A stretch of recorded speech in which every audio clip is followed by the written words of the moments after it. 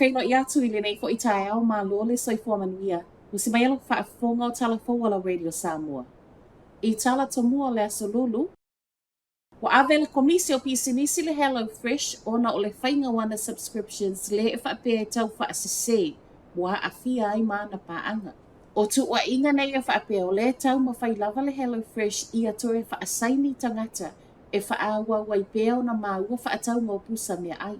O le papolenga o komisi o pisinisi. O le whaasaini leo o tangata ai umane wa whaawhainga tau na toe mumotu subscriptions nei e whaawa waipea. O na to e sea mai tupe mai alato tusi tupe. Whaapea ai mea ai ki liva.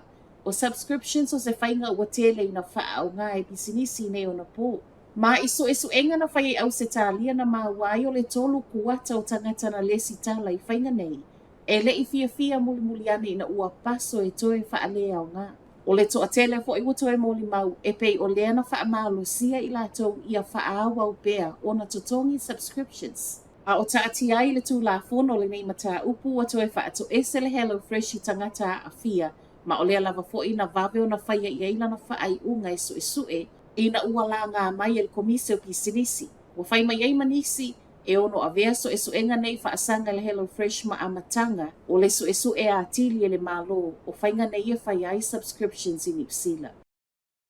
Ua whaamauti no mai le minister le wa I whafua New Zealand, Winston Peters o lea ua maua le e whaawa wina tiu te tau ave o le hai komisina o New Zealand I lona tona, Chris Seed. O Seed o ia lea sa ngalua o le hai komisina I Canberra ma Port Moresby ma o le vai aso fou lea ua whaasauni e malanga I lona tona. O le awano ai o le tofi hai komisina I lona tona ua sau I le mai a whaate ai Peters o Phil Goff I le vai aso tā aluai. Ona o ana la fonga ia na whaia whaasanga le peresitene o America Donald Trump. O Seed o le a ia tau a vea ila tofi mō se taimi le tū mau a o sa ili se hai komisina ma o lo o whaawau nei I loilonga. Mō Phil Goff o le whae unga vai aso nei e tu uai lona tona ma toi taliu mai. O loo tau fia I lalo vai ngā leo le ali o loo tu ua ia I le whaaleanga ino ta avale e ola I le tisei au kilani. O ta avale na ia o fia I Tesla ma e whaapea o le levo le pō lea e aluai spray. Wa toi whaai nuai lungo le social media whainga nei ma I le tasi se tangata wā whai nai. Lima sifuru ma le lua tau sanga le matua o le wa tau fia leo ma o loo whaatali o na mō lianga. Tasi le pō ai ono whaasea na whaoane I leo I ta avale na whaaleanga ina I Mount Eden, Freeman's Bay, Grayland, ma Ponsonby. E le o ilo tonu le mafu ango le whaia e le ua tau fia o nei ngā yoinga pau o lea. O ta avale Tesla, lea e ana ina Elon Musk o leo lo o whaau peo na whaaleanga ina e tangata I le tele o vaengo lo langi.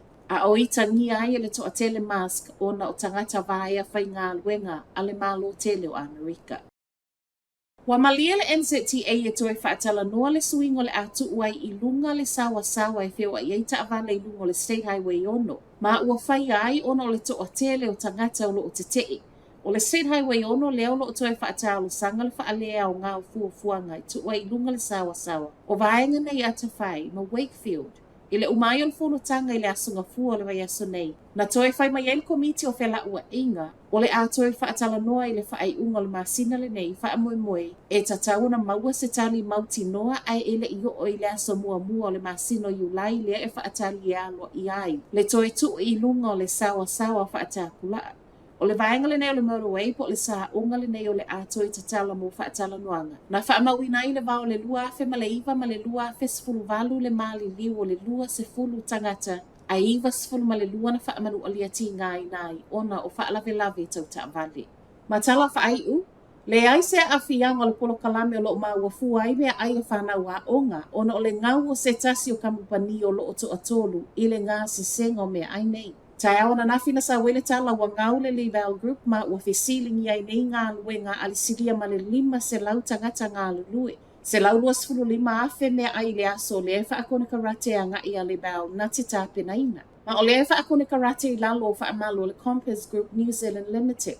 O se tala wa whisilingi ai nei, le ono a fia tuai ma mea ai a whanau a onga. Po o le polo kalamele nei le o misi se vai aso ma se whai tionga talo na amata maisuingo le tausanga le nei. Wa tali le minister lango a onga David Seymour le e ngafa ma le neipolo ki te tele o le tala wa sau e le a fia I fua le polo kalame.